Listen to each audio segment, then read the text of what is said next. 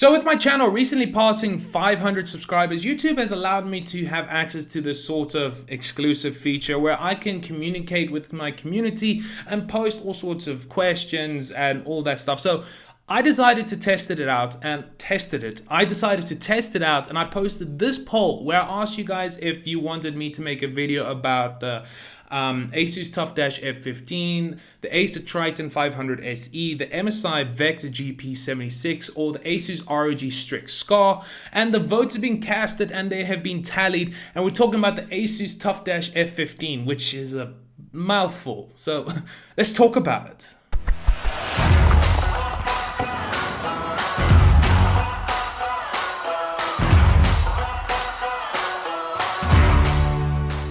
What's up guys, and welcome back to the channel. And today, like I said, we're talking about the ASUS TUF F15, the perfect gaming laptop that is good for travel and great for gaming. Now, since the redesign of the TUF series laptops last year, which in my opinion was an improvement, this year's versions are even better, both in the design and in the internals. Now, like last year's version, this computer is available in two colors. You got that off black, which looks pretty standard to me, and then you got that moonlight white, which looks amazing in my opinion. And compared to last year's model, which was they made the whole computer white, this one looks so much better. What they've done is they made the top and bottom cover in this white Teflon color, while both the palm rest and the bezels on the inside of the device are black. It gives a good aesthetic between black and white. So just ASUS, just ASUS. Now, they say this laptop is streamlined, which basically is meaning that it is portable, and I agree with them because this thing is not heavy nor is it thick, with it measuring 19.95 millimeters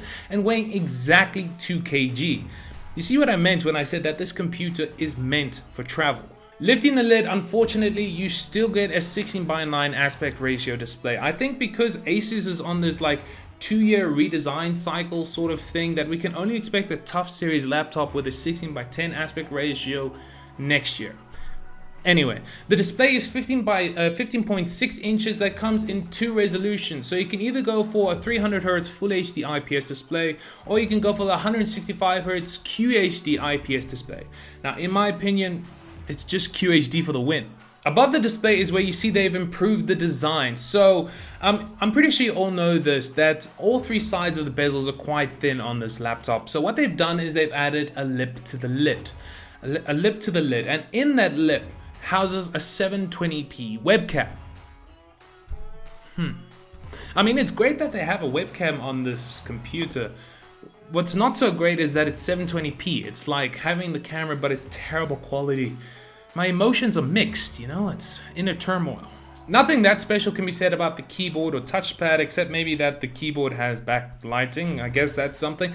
But what is special is the port selection, and let me tell you about it. So we are getting one HDMI 2.0, we're getting two USB-A 3.2 ports, we're getting one USB-C that has, wait for it, G-Sync. So you can connect a G-Sync compatible monitor or display to this computer and enjoy that buttery smooth gaming experience. That is amazing. Oh yeah, and before I forget, it also has Thunderbolt 4.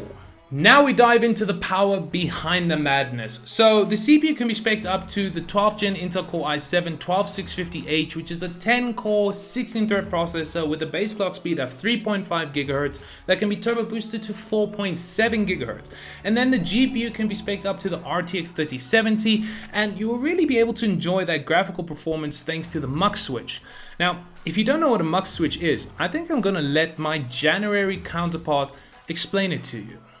Also, what ASUS has introduced with the whole lineup this year is a mux switch. Now, if you don't know what a mux switch is, let me explain it to you. So with older gaming laptops, the GPU had to pass through the integrated processor on the CPU, which would drive the display. Now, this way is inefficient since the GPU is not giving 100% of its power.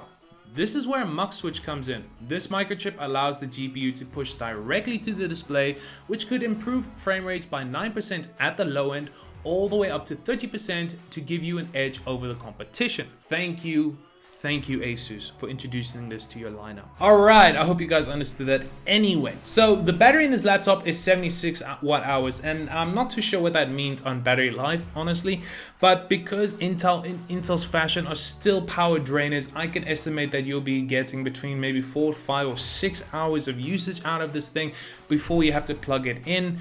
So pricing is not that clear online, I gotta be honest with you, but judging by last year's model, how that went, if we look at an i7 with an RTX 3060, you might be paying between $1,200 and $1,500.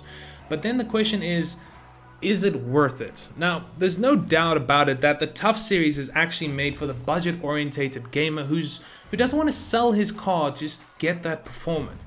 So if you look at it like that, I do think that this laptop is worth it. I mean, there's not a lot wrong with it besides that 16:9 aspect ratio display. It's got a great design, it's got great connectivity, it's got a great CPU, it's got a great GPU. Besides the battery, that might actually be a hiccup, but let's be honest, this is a gaming laptop. If you wanted to utilize the full power, you had to plug it in anyway.